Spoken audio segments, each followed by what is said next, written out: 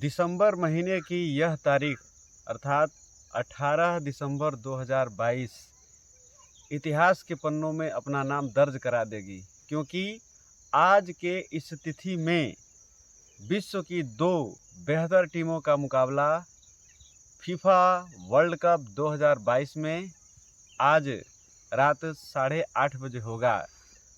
जब तक मेरा यह वीडियो पब्लिश होगा तब तक हो सकता है कि इसका विजेता मिल जाए। आज यह तय हो जाएगा कि फ्रांस दूसरी बार लगातार चैंपियन बनेगा या 36 वर्षों के अपने सूखे को ख़त्म करते हुए अर्जेंटीना विश्व कप का ताज अपने सर पर रखेगा। परिणाम चाहे जो भी हो, इस समय फुटबॉल विश्व कप का खुमार लोगों के सर चढ़ कर के बोल रहा है और लोग यह अनुमान लगा रहे हैं, लोग यह चर्चा विमर्श कर रहे हैं कि वास्तव में कौन ऐसा खिलाड़ी है या कौन ऐसी टीम है जो बहुत ही बेहतर प्रदर्शन की है, किसको विजेता बनना चाहिए था, कौन विजेता बन रहा है या कौन विजेता बनेगा। इन सारी बातों पर चर्चा आज की रात निश्चित रूप से समाप्त हो जाएगी।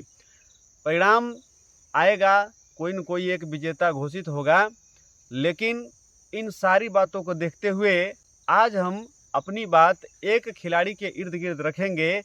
वह खिलाड़ी जो संभवतः अपना अंतिम विश्व कप खेल रहा है।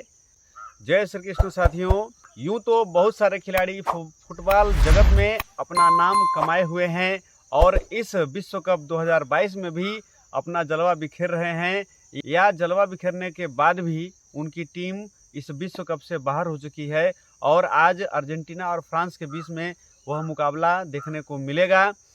अब हम आपको बताने चल रहे हैं, इस महामुकाबले में यदि किसी नाम की विशेष चर्चा हो रही है तो वह नाम है लियोनेल मेसी का, जिनका पूरा नाम लियोनेल एंड्रेस मेसी है। लियोनेल एंड्रेस मेसी अर्थात मेसी के बारे में यह कहा जाता है कि यह एक मैजिकल प्लेयर हैं, अर्थात एक ऐसे खिलाड़ी जिनके शरीर में जादू भरा हुआ है, क्योंकि वह विरोधी टीम के खिलाड़ियों के पास से गेंद को ऐसे झपट लेते हैं कि उस खिलाड़ी को अर्थात उस विरोधी खिलाड़ी को पता ही नहीं चल पाता है कि किधर से आए और किस दिशा में गेंद को लेकर के चले गए।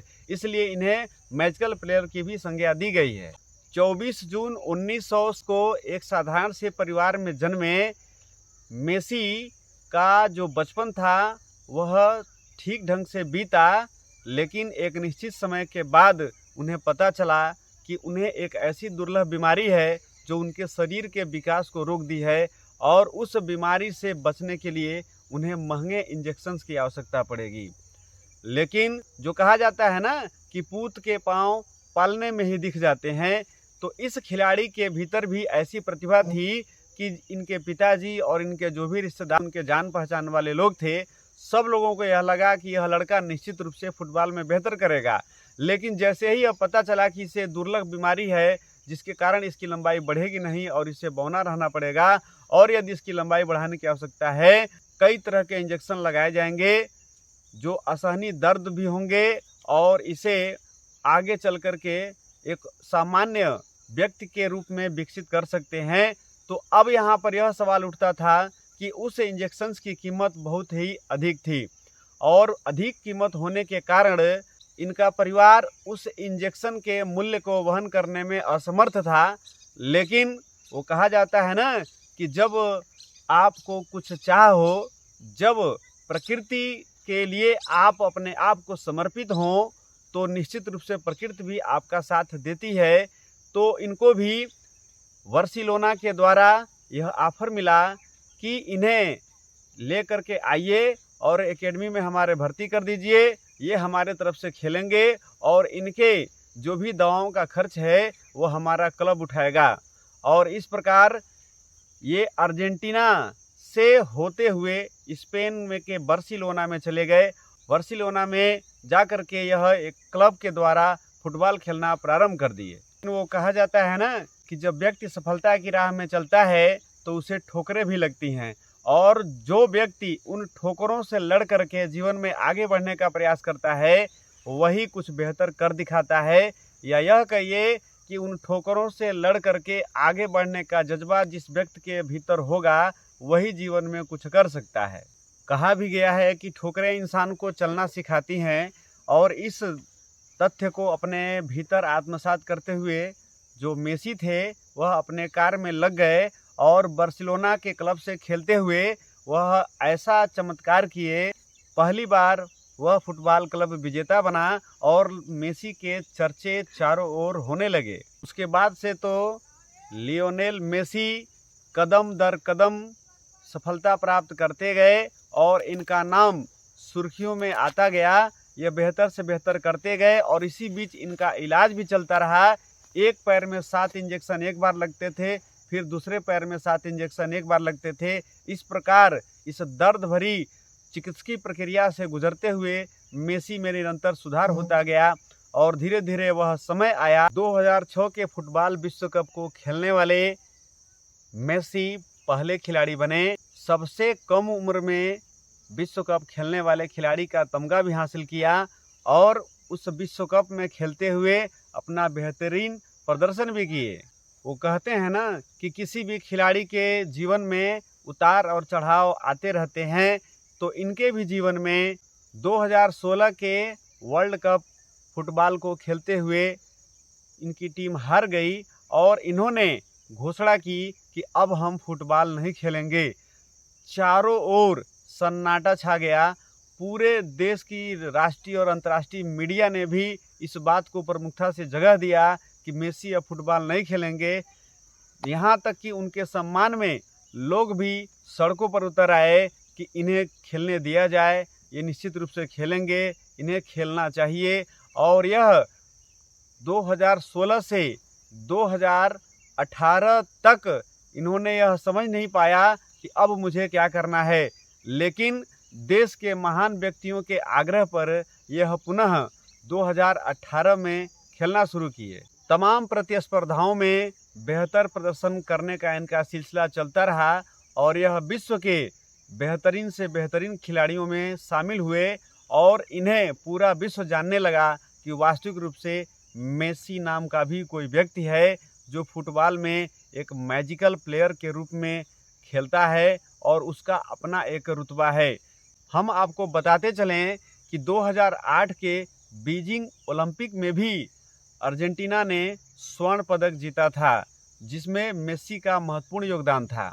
एक बेहतरीन खिलाड़ी होने के बावजूद भी यह डाउन टू अर्थ रहने वाले खिलाड़ी हैं, अर्थात एकदम साधारण से इंसान के रूप में इनका जीवन चलता रहता है और ये चैरिटेबल फाउंडेशन भी चलाते हैं जिसमें विभिन्न प्रकार के बच्चों और लोगों का कल्याण होता है।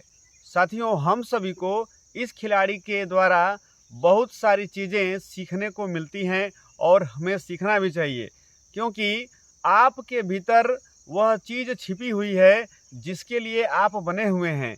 इनसे इंटरव्यू में जब पूछा गया फुटबॉल के बारे में, इनकी दीवानगी को और इनके जो प्रोफेशन है उसके तहत बात की गई, तो इन्होंने यह बताया कि आज मैं भले ही एक निश्चित सैलरी या ये कहिए कि एक वेतन पर मैं काम करता हूँ, लेकिन यदि मैं वेतन पर भी नहीं काम करता तब भी मैं फुटबॉल ही खेल रहा होता, भले ही फ्री में खेल रहा होता, क्योंकि मेरा जो जन्म हुआ था वह फुटबॉल के लिए हुआ था। मेरी जो धड़कन चलती है वह फुटबॉल के लिए ही चलती है। मैं फुटबॉल को ही अपना जीवन का आदर्श खेल मानता हूँ, इसलिए मुझे ऐसा लगता है कि भले ही आज मैं सैलरी पा रहा हूँ, मेरी निश्चित रूप से एक आय है, लेकिन ये सब भी नहीं होता तब भी मैं फ्री में ही फुटबॉल को ही खेल रहा होता।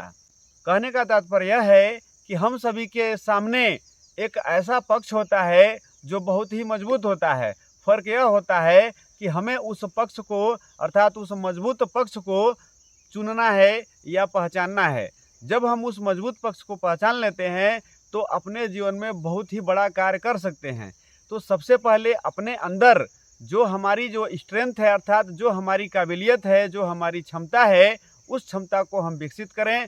जब हम अपने अंदर की उस क्षमता को विकसित कर लेंगे तो निश्चित रूप से हम एक बेहतरीन इंसान बन सकते हैं या जिस क्षेत्र में हम जा रहे हैं उस क्षेत्र में कुछ बहुत बड़ा भी कर सकते हैं।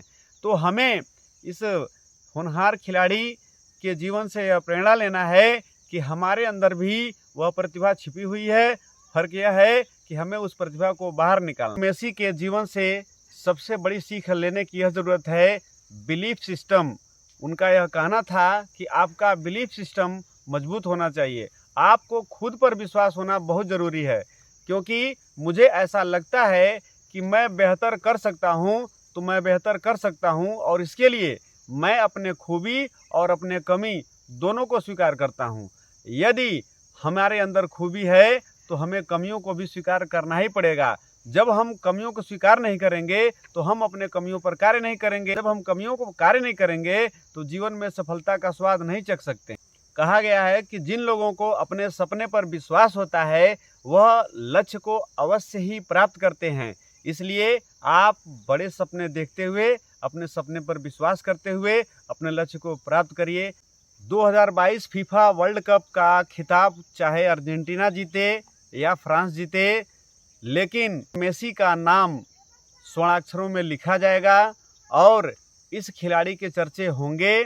और निश्चित रूप से विश्व फुटबॉल में मेसी के योगदान को भुलाया नहीं जा सकता है। आज के इस वीडियो में बस इतना ही।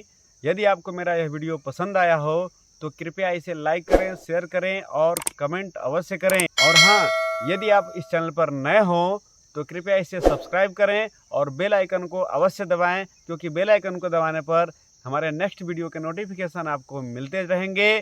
तब तक के लिए जय श्री कृष्ण।